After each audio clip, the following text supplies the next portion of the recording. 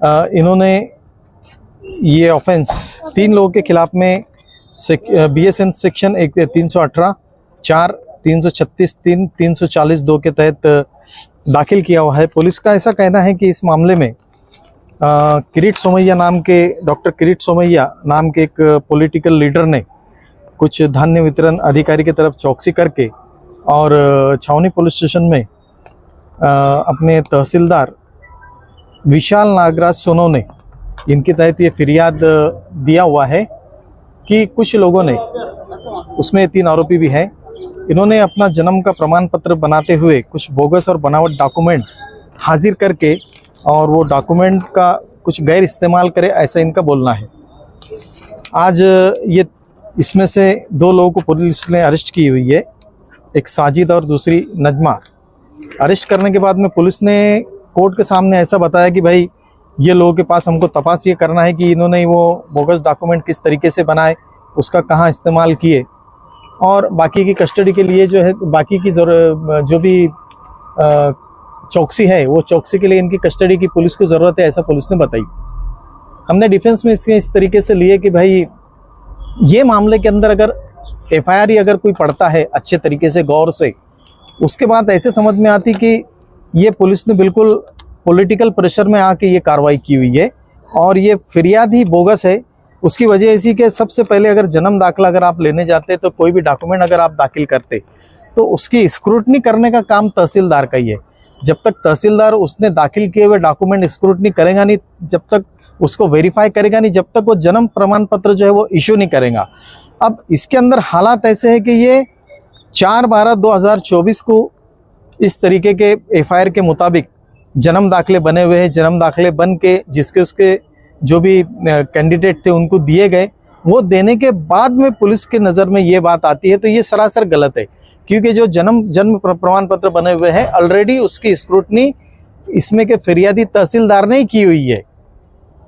और वो स्क्रूटनी करने के बाद ही जन्म प्रमाण पत्र जो है तो वो इशू किए हैं। तो इसलिए मैंने पुलिस कस्टडी के लिए स्ट्रांग ऑब्जेक्शन लिया और कोर्ट को बोला कि इस तरीके की इस बोगस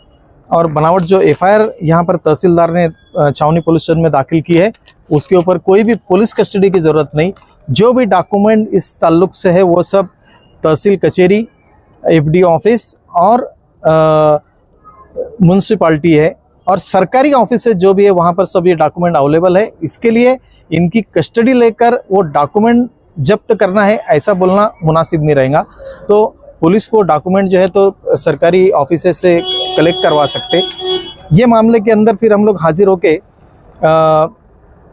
इसमें डिफेंस में हमने बहुत सारी बातें जो है तो रखी हुई है। इस मामले में हमको सबसे ज़्यादा सहयोग जो है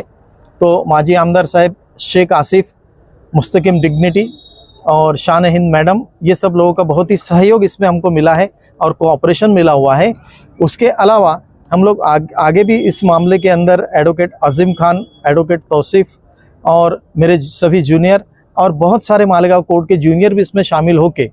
जूनियर और सीनियर सभी शामिल होके इसको किस तरीके से डिफेंस करते आएंगे इसकी तैयारी में हम लोग लगे हुए हैं। जो केस दाखिल हुआ 400 PC यानी कि 318, हाँ, क्या ये इतनी हार्ड कलम है कि जिसमें पुलिस 5 दिन की PC मांग रही है? नॉन अवेलेबल है, इसके लिए पुलिस को इसमें पुलिस कस्टडी मांगने का अधिकार है। 5 दिन की, हाँ, मांगने का अधिकार है। हाँ। सर, इसमें आपने किरीट सोमैया का नाम लिया जी, क्या इसमें कहीं पे FIR में या आपको जो पेपर सबमिट किए इसमें SIT का जिक्र कहीं किया गया है? इसमें SIT का जिक्र ऐसा है कि सरकारी वकील के आर्गुमेंट से मुझे ऐसा पता चला कि सरकारी वकील ने जब अपोज किया अपनी बात को तो उन्होंने ये बताया कि इसमें SIT का गठन किया हुआ है ये मामले में।